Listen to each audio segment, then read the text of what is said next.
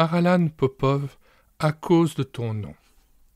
L'original de ce livre a paru sous le titre Tortured for his faith, torturé pour sa foi. Élevé dans l'athéisme, Harlan est saisi par Jésus à 17 ans dans une Bulgarie natale au contact de chrétiens fervents. Dès lors, il se donne tout entier au Sauveur, devient pasteur, responsable d'une paroisse. Bientôt, Christ l'appelle à une conformité plus grande encore. La terreur rouge s'abat sur son pays. Harlan est englouti dans le goulag, torturé, jugé, condamné à 15 ans de prison. « À cause de ton nom, dit-il au divin maître dont il implore l'assistance. Or, celui dont le nom est Sauveur lui apporte en direct des réconforts humainement inexplicables. Survivant à des souffrances incroyables, le détenu Popov ne cesse d'évangéliser bourreaux et compagnons d'infortune. Sous son impulsion, le message court de proche en proche, lève dans les âmes, fait fleurir la joie et la vertu. Il rédige un exposé de la doctrine chrétienne à l'usage de ses inquisiteurs. Enfermé au secret, il prêche par télégraphe en cognant discrètement sur un mur. En camp de travail, il met sur pied une série de cercles d'études à partir d'un débris du Nouveau Testament trouvé dans une poubelle.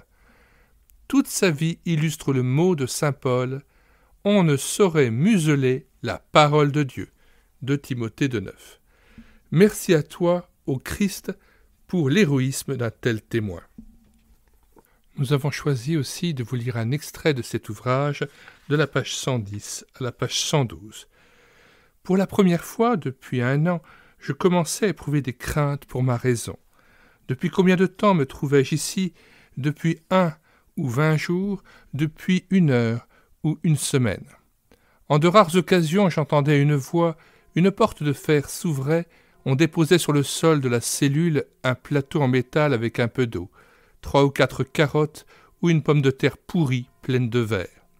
J'étais désormais résigné à vivre le reste de mes jours en ces lieux. Mon esprit avait accepté ces circonstances. Un jour, tandis que je priais, la situation désespérée dans laquelle je me trouvais m'accabla. Affamé, battu, oublié ici, je savais qu'il n'y avait aucun espoir d'en sortir. Un officier supérieur avait déclaré que je pourrirais dans cette cellule et il ne plaisantait pas. Mes yeux se remplirent de larmes. Depuis des semaines, j'étais dans cette situation. « Ô Dieu, soupirai-je !» Il se produisit alors quelque chose d'inouï. Une faible lueur se mit à briller, et j'eus l'impression qu'un souffle chaud envahissait la cellule et enveloppait mon corps affaibli et affamé. Je sentis des bras puissants m'entourer et me bercer, les bras de Christ lui-même.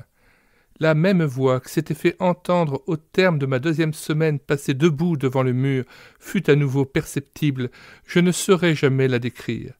Débordant d'amour et de compassion, Christ me parla en ces termes. « Mon fils, je ne t'abandonnerai jamais. Mes bras t'entourent et ils te communiqueront consolation et force nouvelle. » Des larmes inondèrent mon visage tandis que Christ m'étreignait ainsi. Je sais que certains lecteurs taxeront cette expérience de fanatisme, mais au point où j'en étais arrivé, au bord du désespoir et de la folie, Christ me faisait savoir que bien que je sois enfermé dans une cellule noire au sein des entrailles de la terre, il ne m'oubliait pas. Son étreinte était celle d'un amour merveilleux, et il valait bien la peine d'endurer tant de souffrances pour vivre un si précieux moment. Comme je l'aime, si seulement tous les hommes de la terre pouvaient connaître Christ dans toute sa beauté et tout son amour. J'étais avec Christ, et heureux d'attendre que la mort me conduise en sa présence sans voile. Il me parlait, me réconfortait, et sa présence remplissait la cellule d'une manière presque tangible. Il me tenait les mains dans les siennes, il avait été habitué à la souffrance et il partageait la douleur de ses enfants. Ce furent des journées inoubliables. Je vivais en communion avec le Seigneur, tandis que, m'affaiblissant de jour en jour, je vivais dans l'attente de l'issue fatale. Beaucoup plus tard, j'entendis les pas et des voix. la porte de la cellule s'ouvrit et une vive lumière m'éblouit. « Popov, sors, viens et suis-nous !» Je pouvais à peine bouger à force d'être resté si longtemps dans la même position. Tantôt les gardes me portèrent, tantôt ils me traînèrent et me poussèrent pour me faire gravir l'escalier. Lorsque j'aperçus la faible lumière des cellules du rez-de-chaussée, mes yeux ne purent pas même la supporter, tant ils avaient été habitués à l'obscurité totale. Je me retrouvai dans la cellule que j'avais occupée avant cette expérience. Je demandai au détenu qui l'occupait quelle était la date. J'avais vécu 35 jours dans la cellule souterraine et n'en serais jamais sorti si l'officier qui avait déclaré que j'y pourrirais n'avait été muté. De toute évidence, Dieu avait encore une tâche à me confier ici-bas. Fin de la lecture de l'extrait de ce pasteur extrêmement courageux, mis à l'épreuve de manière assez exceptionnelle et qui a supporté un très grand nombre de fruits par la persévérance en la foi et grâce à l'assistance de l'Esprit Saint et de Christ en personne. Vous trouverez dans les commentaires de cette vidéo le lien de téléchargement gratuit de cet ouvrage, ainsi que le lien vers notre playlist « Église persécutée, porte ouverte, aide à l'Église en détresse », plus de 55 vidéos de présentation d'ouvrages à télécharger. Les livres seront téléchargés à partir du site internet médiathèquechrétienne.fr, site que nous avons bâti en synergie avec cette chaîne YouTube Elle écoutait sa parole, afin d'assurer la réédition numérique gratuite des ouvrages chrétiens épuisés et non réédités, comme l'était donc cet ouvrage. Il reste néanmoins 2 exemplaires en verso papier à vendre à la CLC Librairie Chrétienne.